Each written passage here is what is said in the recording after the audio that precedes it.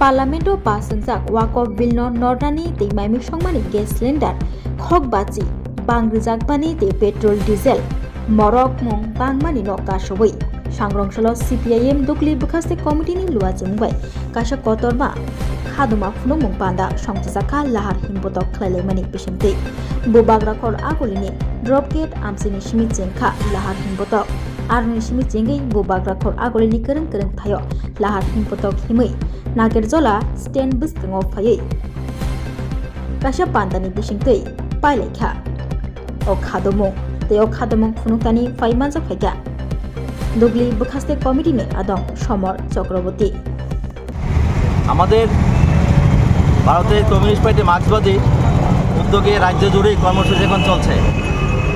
আমাদের party CPIM ডুকলি মহকুমা কমিটির উদ্যোগে আজকে আমরা এখান থেকে মিছিলটা শুরু করব এবং নাগেরজলাতে গিয়ে আমাদের মিছিল শেষ করব। আমাদের মূল যে দাবি সেটা হচ্ছে নয়া যে ওয়াকফ আইন করেছে কেন্দ্রের সরকার, গায়ের জোরেই বলা যায় এটা তারা করেছে, চাপিয়ে দেওয়া মতো সাম্প্রদায়িক একটা ভেদাভেদ দেশে সৃষ্টি করার জন্য এই আইন তৈরি করা হয়েছে।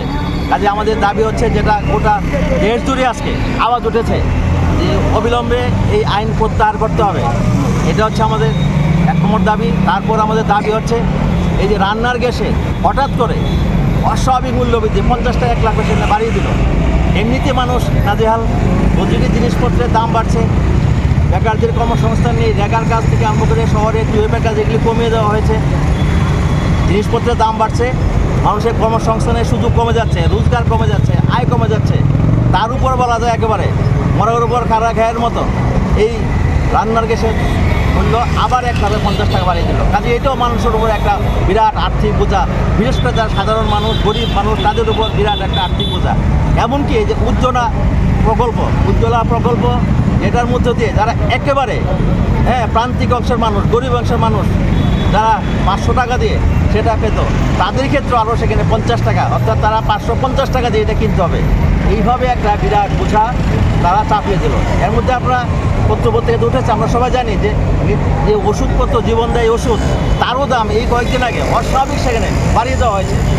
প্রতিটি নিত্যপ্রয়োজনীয় জিনিস, খাদ্যপণ্য, ভোগ্যপণ্য, জিনিসপত্রের দাম বাড়ছে, অস্বাভাবিক মূল্য বৃদ্ধি করছে দেশের মধ্যে।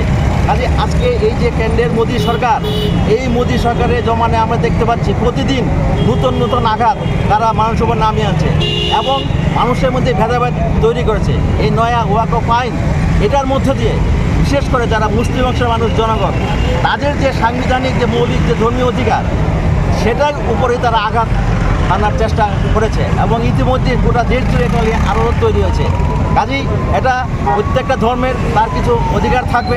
কাজেই এই যে ওয়াকফ আইন আমরা বলি যেটা ছিল, এটার মধ্য দিয়ে তারা যে একটা ধর্মীয়ভাবে তাদের যে নিয়ম কানুন বা ওয়াকফ পরিষদ ইত্যাদি তৈরি করা, কারণ ওয়াকফ যে কথাটা এটা অর্থই হচ্ছে যারা সেই ধর্মে বিশ্বাস করে, যারা বিশেষ করে মুসলিম অংশের মানুষ, তাদের যে ধর্মীয় নিয়ম কানুন তারা সম্পত্তি সেখানে দান করতে পারে, বা কেউ সেখানে হয়তো একটা মসজিদ সেখানে তৈরি করেছে, তাদের কোনো কিছু সেখানে তৈরি করেছে, এটা চলে আসছে, এটাই নিয়ম। কিন্তু আজকে সেটাকে ভেঙে দেওয়া হচ্ছে।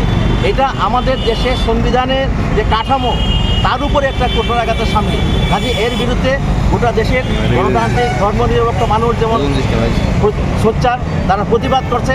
আমরাও এই অবিলম্বে এই নয়া ওয়াকফ আইন যেটা তারা পাশ করে নিয়েছে লোকসভা, রাজ্যসভাতে, এটা বাতিল করা এবং দ্রব্যমূল্য বৃদ্ধি রোধ করা, গ্যাসের বর্ধিত মূল্য প্রত্যাহার করা এবং পেট্রোল এবং ডিজেলের উপর যে আন্তঃশুল্ক চাপিয়ে দেওয়ার চেষ্টা হচ্ছে আবারও সেখানে নতুন করে। তাহলে পেট্রোল আর ডিজেলের আন্তঃশুল্ক বৃদ্ধি করা মানে আবারও সেখানে যানবাহনও সেখানে তার খরচ সেখানে বেড়ে যাবে, যাত্রী ভাড়া বাড়বে, মালামালের খরচ সেখানে বেড়ে যাবে, আরেকটা বোঝা সেখানে চাপিয়ে দেওয়ার আরেকটা চক্রান্ত সেখান থেকে শুরু হয়েছে।